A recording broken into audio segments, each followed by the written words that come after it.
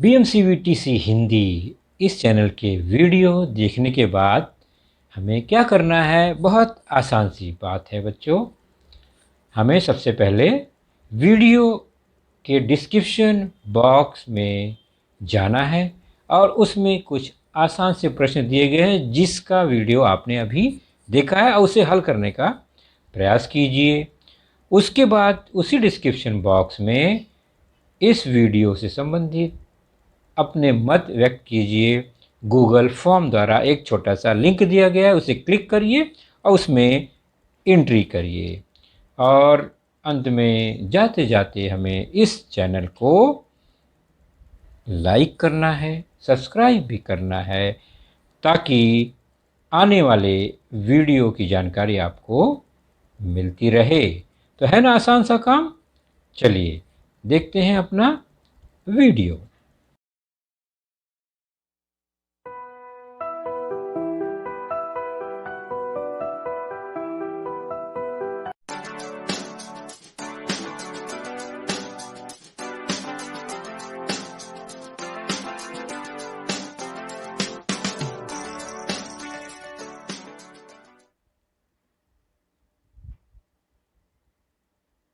कक्षा है आठवीं कक्षा में हमारा आज का जो विषय है वह है गणित।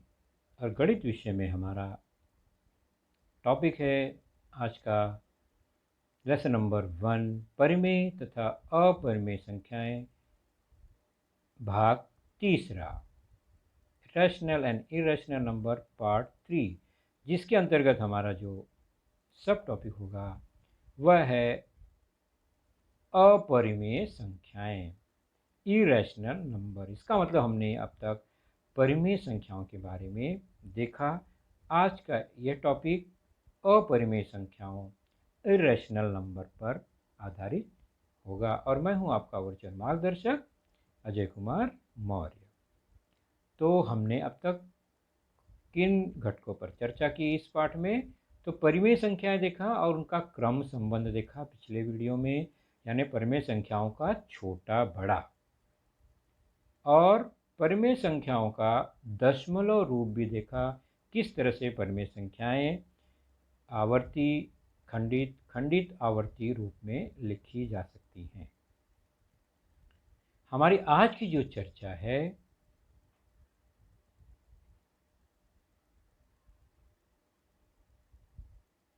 अपरिमेय संख्या का परिचय। ठीक है, आज की चर्चा हमारी अपरिमेय पर आधारित है। फिर अपरिमेय संख्या को संख्या रेखा पर कैसे दर्शाएंगे। तो सबसे पहले अपरिमेय संख्या का परिचय होता क्या है? तो हमने देखा कि परिमेय संख्याओं का दशमलव रूप क्या है? या तो वो खंडित होता है या तो वो आवर्ती होता है। मैंने बताया ना, खंडित होता है या तो आवर्ती होता है। तो आवर्ती किस रूप में होता है? तो अखंडित आवर्ती। आवर्ती का मतलब है कि अखंडित हुआ, आवर्तन हो रहा है मतलब अखंडित होता है। अखंडित आवर्ती और या तो खंडित ही होता है।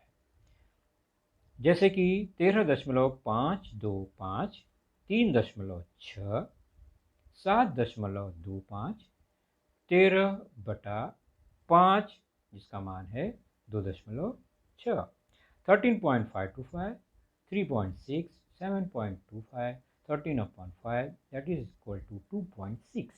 ये जो भिन्न देख रहे हैं दशमलव रूप, यह खंडित है, यानी इसका अंत है। भाग देते समय शेषफल कहीं न कहीं 0 आ जाता है तो खंडित हो जाता है। तो यह खंडित होता है या तो परिमेय संख्या, या अखंडित है तो वो आवर्ती होता है। अगर खंडित नहीं है तो वो आवर्ती जरूर होगा। तो अखंडित आवर्ती होता है। जैसे कि 1.66666 डॉट डॉट डॉट, मतलब कि ऐसे ही आगे 6 का आवर्तन हो रहा है। 3.142857 आगे ऊपर बार आवर्ती का चिन्ह है, मतलब यही संख्या बार बार रिपीट होगी आगे। 3.350, 3.350, 0 के ऊपर आवर्ती का बिंदु है। एक अंक है तो एक बिंदु लगता है, एक से ज़्यादा अंक का आवर्तन है तो हम उस पर डैश या बार या आवर्तन का एक निशान, लाइन खींचकर लगाते हैं। तो डॉट लगाया मतलब 0 का आवर्तन हो रहा है। तो ये अखंडित है लेकिन आवर्ती भी है, रिपीट हो रहा है कुछ अंक या अंकों का समूह। तो संख्या समूह में ऐसी असंख्य संख्याएं हैं जिनका दशमलव रूप ऐसा ही हो कोई ज़रूरी नहीं है, यानी खंडित ही हो या अखंडित आवर्ती हो ऐसा ज़रूरी नहीं है। तो ऐसी बहुत सी संख्याएं हैं जिनका दशमलव रूप न तो खंडित होता है और न ही अखंडित आवर्ती भी होता है। अगर अखंडित है तो आवर्ती भी हो कोई ज़रूरी नहीं। ऐसे बहुत सारी संख्याएं हैं, असंख्य संख्याएं हैं। चलिए हम देखते हैं कुछ उदाहरण, जैसे कि 4, उसका वर्गमूल, 4 का वर्गमूल क्या है 2, ये तो पूरा आ गया, यानी यह खंडित रूप हो गया।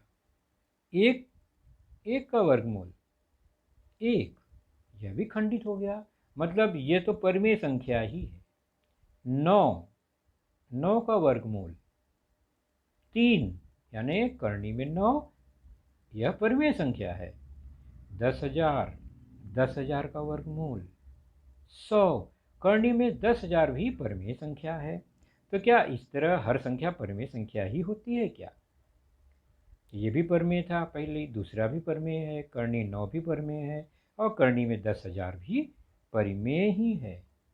चलिए अब दूसरा उदाहरण और देखते हैं। करनी में 2, यानी 2 का वर्गमूल। अगर 2 का वर्गमूल आप भाग विधि से निकालने का प्रयास करेंगे, आपने रफ बुक नोटबुक में 2 का वर्गमूल अगर निकालने की कोशिश करते हैं तो वो कुछ इस तरह से मिलता है। क्या मिलेगा? कोशिश करिए। वह मिलेगा इस तरह से 1, 2, 3, 5, 6, 2, 3, 7, 3, 0, 9, 5, 0, 4, 8, 8, 0, 1, 6, 8, 8,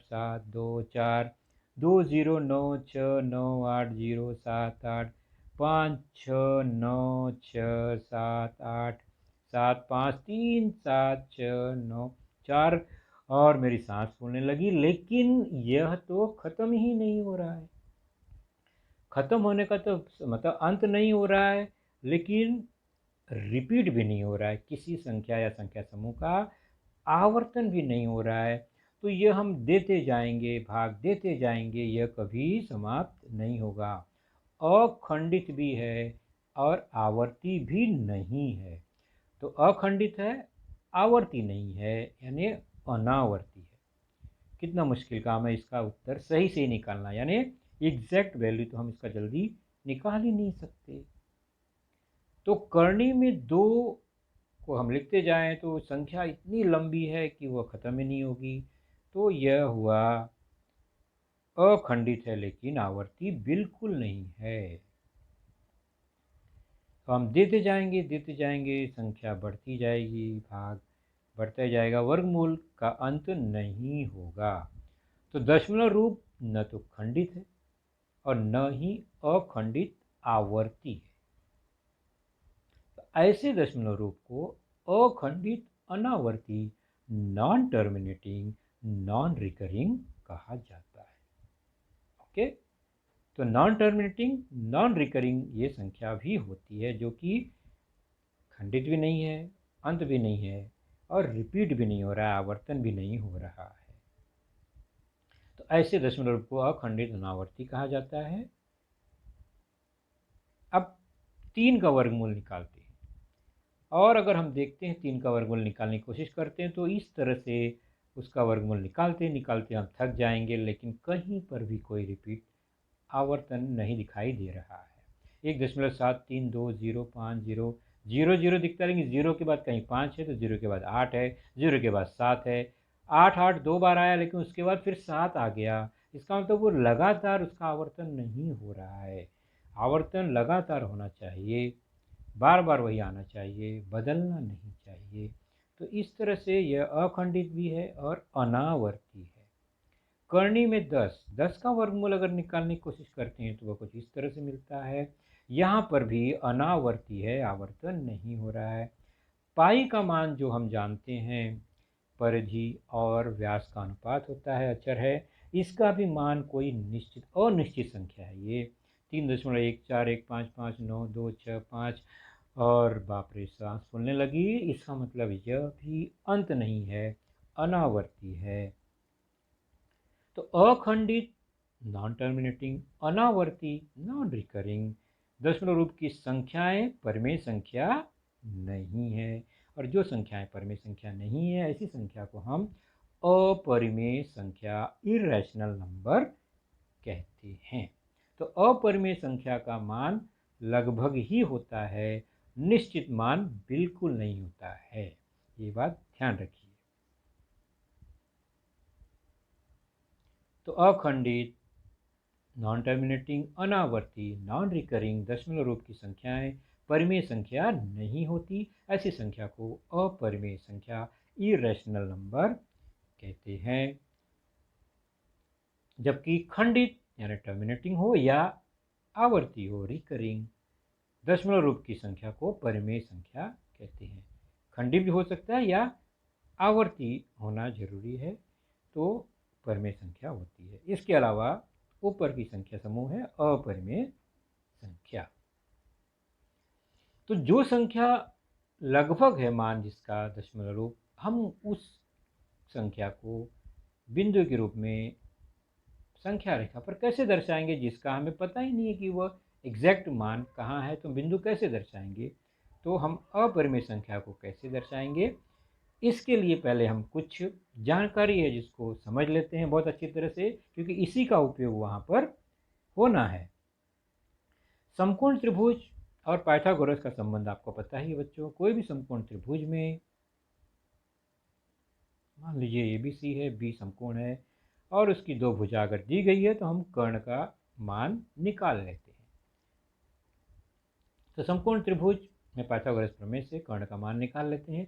मान लीजिए कि समकोण बनाने वाली दोनों भुजा एक एक है, समान है, तो क्या होगा, कर्ण AC का वर्ग बराबर AB का वर्ग धन BC का वर्ग। इतना तो हमें पता ही है। मान रख के देखते हैं तो AB एक है तो एक का वर्ग हो जाएगा, BC भी एक है तो उसका भी वर्ग हो जाएगा। दोनों का वर्ग हम देखते हैं तो एक का वर्ग एक और दूसरा भी एक का वर्ग एक, मिलाकर 2।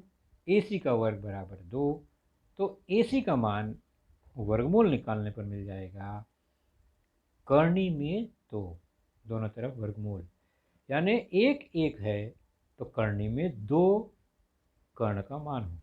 और चूंकि कर्णी 2 तो अपरिमेय है, निश्चित मान नहीं है, लेकिन एक एक तो निश्चित है ना। तो इसका मतलब AC की लंबाई हमें पता है, AC कितना बड़ा है, तो समकोण त्रिभुज से क्लियर हो गया। तो कर्णी 2 का मान उस AC के बराबर ही है, यानी A और C बिंदु तो निश्चित हमें पता चल ही गया, जो कि अपरिमेय संख्या है कर्णी 2। तो परिमेय से हमने अपरिमेय संख्या प्राप्त कर लिया निश्चित। तो AC का मान कर्णी में 2। यह एक मूलभूत सिस्टम है, परिमेय संख्या को हमने प्राप्त किया पाइथागोरस प्रमेय से। इसी का उपयोग हम संख्या रेखा पर करेंगे। तो एक एक है तो कर्णी में 2 और AC कर्णी 2 के बराबर है, तो उतना ही बड़ा चाप लेकर हम B की लाइन में बिंदु को निश्चित कर दें तो ये मान भी कर्णी में 2 ही हुआ, AD और AC बराबर ही हुआ। तो संख्या रेखा अगर AD है इस तरह से तो D बिंदु कर्णी 2 दर्शाएगा। तो हमें कर्णी 2 का मान तो पता नहीं, लेकिन हमने बिंदु D को खोज लिया पाइथागोरस के द्वारा, कर्ण के द्वारा। तो AD का मान कर्णी में 2 हुआ, तो D का निर्देशांक कर्णी 2 हुआ। A को अगर हम 0 मानते हैं तो अब AD कर्णी 2 है और ED को एक ही रखते हैं, यानी जो खड़ी है लंब रेखा ED इसको हम एक ही रखते हैं, एक और कर्णी 2। अब ये दो भुजाएं हैं तो कर्ण कितना होगा, तो AE बराबर AD यानी कर्णी 2 और ED अर्थात 1, इनका मान रखेंगे कर्णी 2 का वर्ग और 1 का वर्ग। कर्णी 2 का वर्ग 4 कर्णी मतलब 2 ही आया और 1 का वर्ग 1 आया, तो मिला हमें 3। AE का वर्ग, तो AE का मान 3 का वर्गमूल, हो गया कर्णी में 3, यह भी अपरिमेय संख्या है। तो हमने अपरिमेय संख्या कर्णी 3 भी प्राप्त कर लिया और यह हुआ कर्ण ए के लंबाई के बराबर।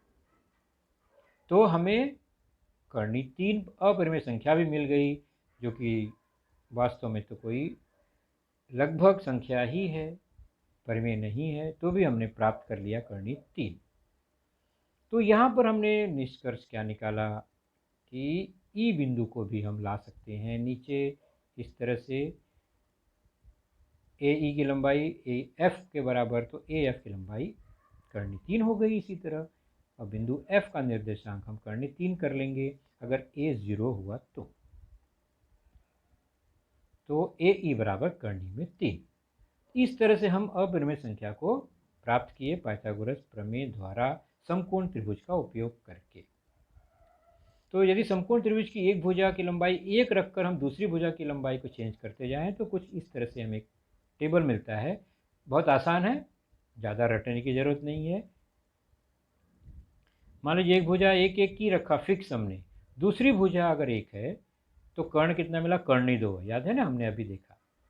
उसके बाद अगर दूसरी भुजा कर्णी 2 है तो तीसरी भुजा यानी कर्ण जो है वो कर्णी में 3 हो जाएगी। अगर दूसरी भुजा कर्णी 3 है तो कर्ण कर्णी 4 हो जाएगी, मतलब 2 के बराबर परिमेय हो जाएगा। और उसी प्रकार अगर दूसरी भुजा कर्णी में 4 है, 1 और 2 है, तो वह कर्णी में 5 मिल जाएगा। तो आसान कैलकुलेशन है ये। याद रखने के लिए हम देखते हैं तो कर्णी 1 कर्णी 2 से कर्ण कर्णी 2 मिलता है, कर्णी 1 कर्णी 2 से कर्णी 3 मिलता है, कर्णी 1 कर्णी 3 से कर्णी में 4 वाली भुजा मिलती है, और कर्णी में 1 कर्णी में 4 यानी 1 का वर्गमूल, 4 का वर्गमूल, 5 का वर्गमूल, यह हमें पाइथागोरस से मिलता है। समकोण की भुजाएं हो जाती हैं। चलिए अब हम क्या करते हैं, प्रत्यक्ष रूप से संख्या रेखा पर कैसे बनाएंगे। आप भी अपने नोटबुक, पट्टी, कौन कौन से साहित्य लगेंगे वो मैं बताऊंगा। पट्टी है, एक कंपास गोला प्रकार है, और पेंसिल, इतनी ही जरूरत पड़ेगी हमें। ये संख्या रेखा बना लेते हैं। संख्या रेखा पर एक बिंदु बनाते हैं बीच में, उसका निर्देशांक 0 रखते हैं, और समान दूरी पर हम 1 2 इस तरह राइट साइड में धनात्मक, और 1 2 ऋण 1 ऋण 2 लेफ्ट साइड में ऋणात्मक संख्या लिखते हैं। ये संख्या रेखा का स्वरूप है, हमें पता ही है। ओ को हम 0 को हम ओ बिंदु लिख देंगे। अब संख्या रेखा पर कर्णी 2 को दर्शाना है, तो कर्णी 2 कहाँ है, यहाँ तो कहीं नहीं दिख रहा है, तो कैसे दर्शाएंगे। तो पहले हमने ओ नाम दे दिया 0 को। अब हम क्या करेंगे, कर्णी 2 कैसे मिला था याद है, 1 और 1 का उपयोग किया था हमने। तो हम क्या करेंगे, ये 1 जो है वहाँ तक जाएंगे, वहाँ एक बिंदु है जिसका निर्देशांक 1 है, इसी 1 को एक नाम दे दिया हमने, बिंदु ए। अब उस पर एक लंब रेखा खींचेंगे और वह भी 1 ही रखेंगे। एक दूरी, जितना दूरी ये ओ से ए है उतना ही ए से पी बनाएंगे ऊपर लंब खींचकर, तो समकोण त्रिभुज बन जाएगा, है ना। पी ओ ए यानी ओ ए पी, ये समकोण त्रिभुज, ए पर समकोण बना है। तो दोनों 1 1 है लाल वाली, तो नीली वाली जो भुजा है वह कर्णी 2 हो जाएगी पाइथागोरस प्रमेय से। यह 1 है, यह भी 1 है, तो निश्चित है कि OP कितना हुआ, कर्णी में 2, हमने सारणी द्वारा देखा, उदाहरण भी देखा, तो कर्णी 2 हो गया। और अब इसी OP का एक चाप लेकर नीचे संख्या रेखा पर चाप लगा देंगे, तो उतने ही लंबाई का एक बिंदु संख्या रेखा पर भी बन जाएगा, और उस बिंदु का नाम अगर Q दे देते हैं तो निश्चित है कि O और Q की दूरी कर्णी 2 के बराबर है, तो Q का निर्देशांक कर्णी 2 हो गया। तो कर्णी 2 हमें मिल गया संख्या रेखा पर, हमने ऊपर से उसको लाया नीचे उस माप को, OP के बराबर OQ। तो यह मूलभूत हमने जो आकृति देखी थी त्रिभुज की, उससे यह संबंधित है। अब हम इसको प्रैक्टिकल रूप में अपने नोटबुक पर कैसे बनाएंगे, इसे जानना जरूरी है। अगर यही चाप उल्टी दिशा में यानी संख्या रेखा पर लेफ्ट साइड में लगाते हैं जो चाप, तो वहां पर भी वह प्रतिच्छेदित करेगा किसी बिंदु को। उसका नाम अगर R दे दिया हमने, तो O से R लेफ्ट साइड में है तो उसका निर्देशांक ऋणात्मक हो जाएगा। दूरी तो उतनी ही है, कर्णी में 2, तो -√2 ऋणात्मक में आ गया क्योंकि वह शून्य से लेफ्ट साइड में है। बस यही फर्क है, राइट में है तो धनात्मक, लेफ्ट में है तो ऋणात्मक। शून्य से समान दूरी पर वो भी है, शून्य से समान दूरी पर वो भी है। O से R जितना है O से Q भी उतना है क्योंकि वह एक ही चाप की दूरी के बराबर है। तो इस तरह से हमें संख्या रेखा पर अपरिमेय संख्या दिखाई दी। Q कर्णी 2 हुआ। चलिए अब हम प्रत्यक्ष कैसे बनाएंगे, रेडी, आप लोग तैयार हो गए। तो ये एक स्केल है, पट्टी लिया हमने, गोला प्रकार भी लिया हमने और एक पेंसिल भी लिया। शुरुआत कहाँ से करेंगे? सबसे पहले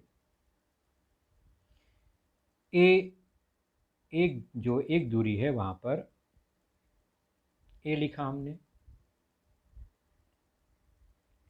और उसी एक पर लंब रेखा खींचेंगे। चाहे जैसे भी आप लंब खींचो, चाहे गोला प्रकार से, चाहे गुणीय से, चाहे चांदे से। लंब खींचा हमने एक पर यानी A पर। इस तरह से लंब खींचेंगे। अब 0 से 1 यानी O से A तो एक है ही है, तो 0 पर गोला प्रकार रखेंगे। ध्यान से, गोला प्रकार का जो नोक है वह O बिंदु पर होगा जहाँ 0 है निर्देशांक, और पेंसिल का नोक को हम 1 तक ले जाएंगे यानी बिंदु A तक। इस तरह से चौड़ा कर देंगे तो गोला प्रकार का माप जो है वो 1 के बराबर हो गया। अब A से वो एक दूरी यानी निशान लगा लेंगे कि वह भी 1 होना चाहिए जितना नीचे है। चाप लगा दिया हमने, P बना दिया। तो AP कितना हुआ? जितना OA है यानी वह भी कितना हुआ? 1, जबकि अब एक वह भी है। अब O से P को पट्टी से जोड़ देते हैं।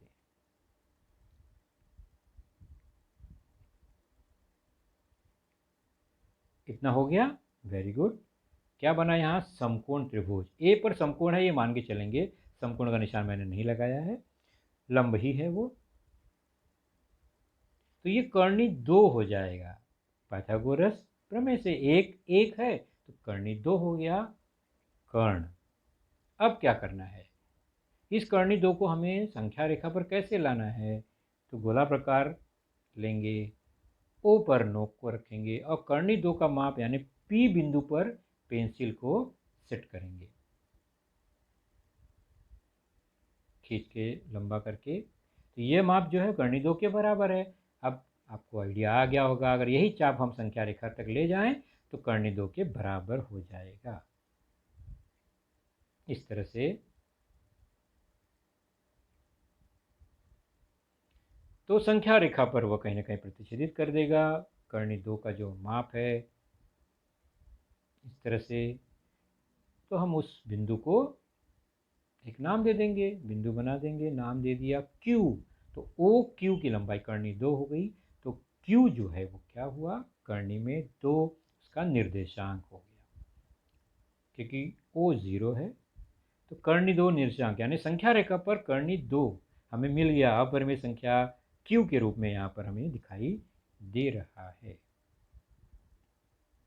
ओके, अब संख्या रेखा पर मुझे कर्णी 3 दिखाना है, अगली परिमेय संख्या। तो क्या करेंगे? तो कर्णी 2 हमें मिल गया है Q पर अब फिर से लंब खींचेंगे पहले की तरह और एक ही दूरी पर ले जाएंगे यानी वो ऊपर जो लंब खड़ा है वो एक ही दूरी होगा उसकी, RQ 1 होगा हमेशा, उतना ही लेंगे। अब फिर वही प्रोसीजर दोहराएंगे, थोड़ा क्लोजअप में लेके देखते हैं। R से O को जोड़ देंगे, जुड़ गया OR, बन गया समकोण त्रिभुज OQR, जिसमें OQ कर्णी 2 है और RQ 1 यानी 1 और कर्णी 2 ये समकोण बनाने वाली भुजा है। तो कर्ण कितना होगा? 1 और कर्णी 2, 1 2 3, कर्णी में 3 मिल गया OR पाइथागोरस प्रमेय से। अब वही OR की जो दूरी है उसी दूरी को हम संख्या रेखा पर ले आएंगे गोला प्रकार की सहायता से। पेंसिल कहाँ होना चाहिए? आर बिंदु पर, और नोक कहाँ होना चाहिए? ओ बिंदु पर। अब चाप लेके संख्या रेखा तक ले जाएंगे, प्रतिच्छेदित करेंगे।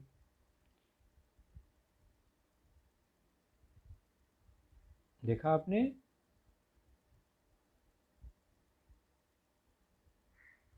इस तरह से यह चाप ओ आर संख्या रेखा तक पहुंचा दिया हमने।